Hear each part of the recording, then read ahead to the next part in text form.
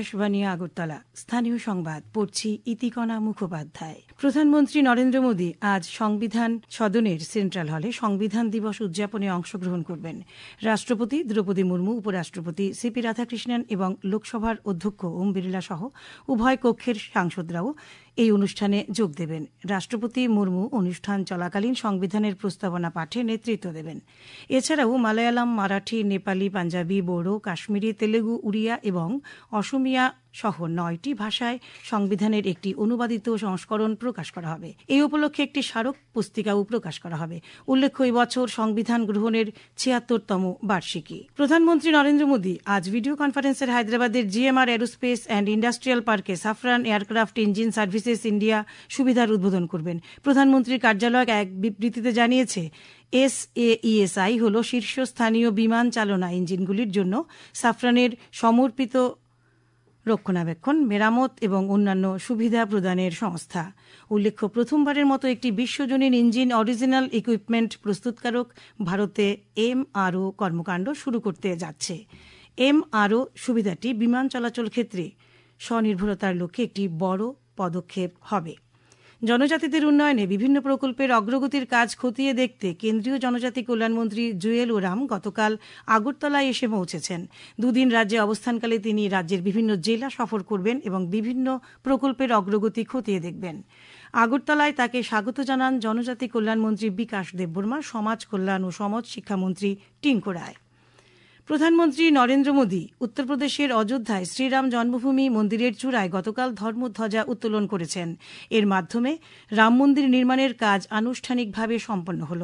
এই উপলক্ষে আয়োজিত অনুষ্ঠানে তিনি বলেন, একবিংশ শতাব্দীর অযোধ্যা মানবতার উন্নয়নে এক নতুন আদর্শ। অযোধ্যা এখন মর্যাদার কেন্দ্র এবং বিকশিত ভারতের মেরুদণ্ড হিসেবে আবির্ভূত হচ্ছে। প্রধানমন্ত্রী আরও বলেন, গত 11 বছরে সমাজের প্রতিটি ক্ষেত্র, নারী, দলিত, অনগ্রসর শ্রেণী, অত্যন্ত অনগ্রসর শ্রেণী, জনজাতি সম্প্রদায়, বঞ্চিত কৃষক, শ্রমিক এবং যুব সমাজ উন্নয়নের কেন্দ্রবিন্দুতে স্থান পেয়েছে। দেশের প্রতিটি ব্যক্তি, প্রতিটি ক্ষেত্র এবং প্রতিটি অঞ্চলকে ক্ষমতায়িত করার মধ্য দিয়ে 2047 সালের মধ্যে একটি বিকশিত ভারত গড়ে তোলা হবে। তখন দেশ স্বাধীনতার 100 বছর উদযাপন করবে। রাজ্যপাল ইন্দ্রসেনা রেড্ডি নাল্লু কামালঘাটের ইকফাই বিশ্ববিদ্যালয়ে first for ever NJSSC they don't make them like him anymore শীর্ষক বইয়ের আবরণ উন্মোচন করেছেন। গতকাল বিশ্ববিদ্যালয়ের প্রতিষ্ঠাতা NJ যশস্বীর জীবনের উপর লেখা বইটির আবরণ উন্মোচন করে তিনি বলেন, যশস্বী ছিলেন দূরদৃষ্টি সম্পন্ন। 1985 সালে এককভাবে এই উচ্চশিক্ষা প্রতিষ্ঠান গড়ে তোলার কাজ শুরু করেন তিনি। অনুষ্ঠানে বিশ্ববিদ্যালয়ের উপাচার্য এবং রেজিস্ট্রার সহ অন্যান্যরা উপস্থিত ছিলেন। বিদ্যুৎমন্ত্রী রতনলাল নাথ বক্সনগরের রুকিয়ায় 120 মেগাওয়াট ক্ষমতাসম্পন্ন কম্বাইন্ড সাইকেল গ্যাস টারবাইন বিদ্যুৎ প্রকল্পের গতকাল ভূমিপূজন করেন। অনুষ্ঠানে তিনি বলেন, এশিয়ান ডেভেলপমেন্ট ব্যাংকের আর্থিক সহায়তায় এই 63 মেগাওয়াট ওপেন সাইকেল ইউনিটকে 120 মেগাওয়াট কম্বাইন্ড সাইকেল ইউনিটে রূপান্তর করা হবে। এর ফলে অতিরিক্ত গ্যাস ব্যবহার করে 120 মেগাওয়াট বিদ্যুৎ উৎপাদন সম্ভব হবে।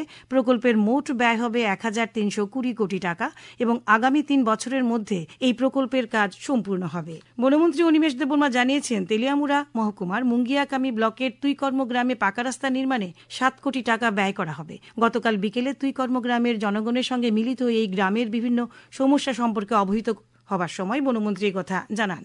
প্রধানমন্ত্রী নরেন্দ্র মোদী আগামী 30 নভেম্বর রবিবার সকাল 11টায় আকাশবাণীর মন কি বাত অনুষ্ঠানে দেশ ও বিদেশের মানুষের সাথে তাঁর চিন্তাভাবনা ভাগ করে নেবেন। এটি মন কি বাতের 128তম পর্ব হবে। এই অনুষ্ঠানের জন্য জনগণ তাদের ধারণা এবং পরামর্শ 1800117800 টোল ফ্রি নম্বরের মাধ্যমে জানাতে পারবেন। নরেন্দ্র মোদী অ্যাপ অথবা মাইগভ ওপেন ফোরামের মাধ্যমে অনলাইনেও মতামত জানানো যাবে।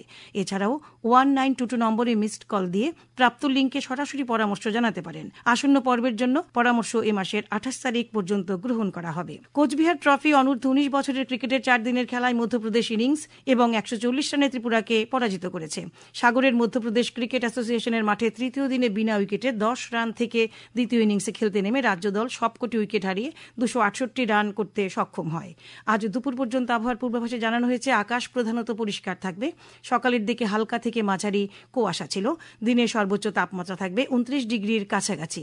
আগরতলায় আজ ভোরে সর্বনিম্ন তাপমাত্রা ছিল 15 ডিগ্রি সেলসিয়াস। স্থানীয় সংবাদ এখনকার মতো শেষ হলো। পরবর্তী বাংলা স্থানীয় সংবাদ প্রচারিত হবে সন্ধে 7:55 মিনিটে।